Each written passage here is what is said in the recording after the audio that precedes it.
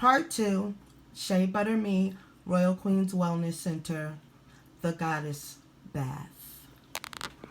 I'm so sorry about that. I got a call from my daughter, interrupt my video, and so it stopped. But yes, this is where we left off. So that continent is Africa. This calendula flower we're talking about comes from Egypt. It is also good as a tea. Other infusions, okay?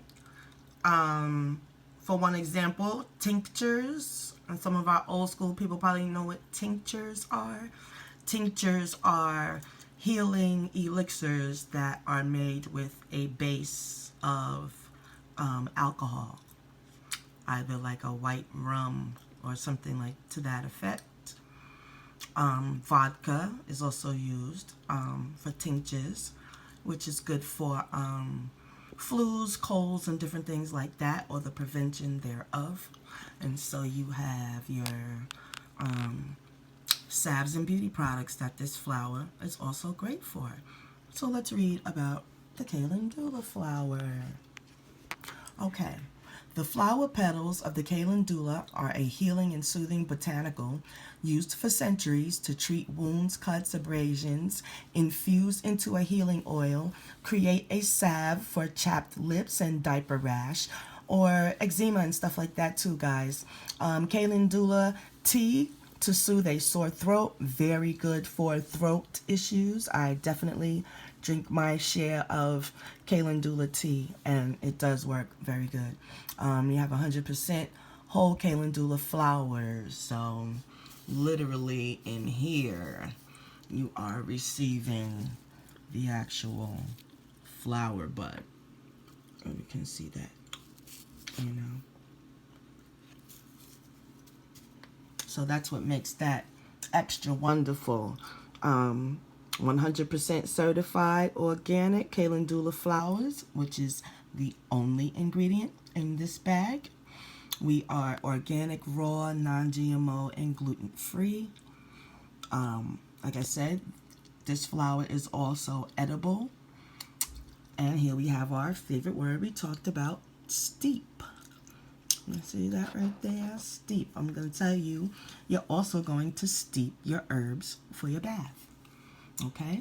You can, it says infuse in oil, which is what we're going to do too. You know? So, it's also, I have been using this, and I've had the calendula soap, which is magnificent. Just completely calendula soap. And I use the coconut oil as the base. And that is the bomb. And also, my calendula lip balm really, really took off as well. It comes in a round, flat container, not the tube, because of the heat of it and the consistency when I pour it in. But yeah, and it's a nice size lip balm, so it really is wonderful for everything it said it's for and more. I haven't gotten into some medicinal salves for people that have serious skin problems like psoriasis and eczema as well. So now, what we're going to do is, to complete your bath, you're going to take your herbs, and you're going to heat up your water about 6 minutes.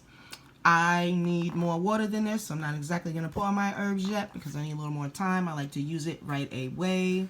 I don't like to fool around and let it just sit. So basically, you're going to pour that in there, water nice and hot, get something, flatten down the herbs, cover it, and let it steep like hot tea. You're going to cover it, right? So after you're done, what you're going to do for your balancing and grounding part of the goddess bath is you're going to add sea salt. As you can see, there's 2 different kinds in here. I've got my pink Himalayan baby right there, and I have my regular Dead Sea salt there, right? And you have a choice. You can either add your excuse me, you could either add your sea salt to the water now, because you know after you let it steep, of course you're going to uncover it and you're going to strain it. You're going to strain it with a strainer. This is the strainer. Nice big one I got. And then you're going to take your flowers, put it in a Ziploc bag, and you're going to put them in the refrigerator because you're going to use these herbs 2, possibly 3 times. Okay? Now, after you do that, you have a choice of either adding your sea salt to that mixture, or when you start running your bath water, you go ahead and add the salt to the water first, right? Because what I do is, once that's prepared, I get my essential oils, right? And then you got your rosemary, and I have my lemongrass. That's called lemongrass, if you can see it. And then for keep myself looking young, I got my rosehip oil. This has no smell. It is completely from the bud of the rose, which is highly concentrated and really good for your skin. Great results if used on a consistent basis, which is where I come into a challenge, because I have other products that I continually test and stuff like that. So, you know, I tend to switch it up a lot. But anyways, that's good for your acne type portion of your skin. So once you have all your essential oils in, you got your the liquid that's strained, and you got your salt. You put your salt in the bath, and then what you do is let the water get to the level you're going to go to, and then you step into the tub. When you step into the tub, you're going to take the herbal mixture that you have strained. You're going to say your positive goddess affirmation. You know, you're going to recognize yourself as a goddess.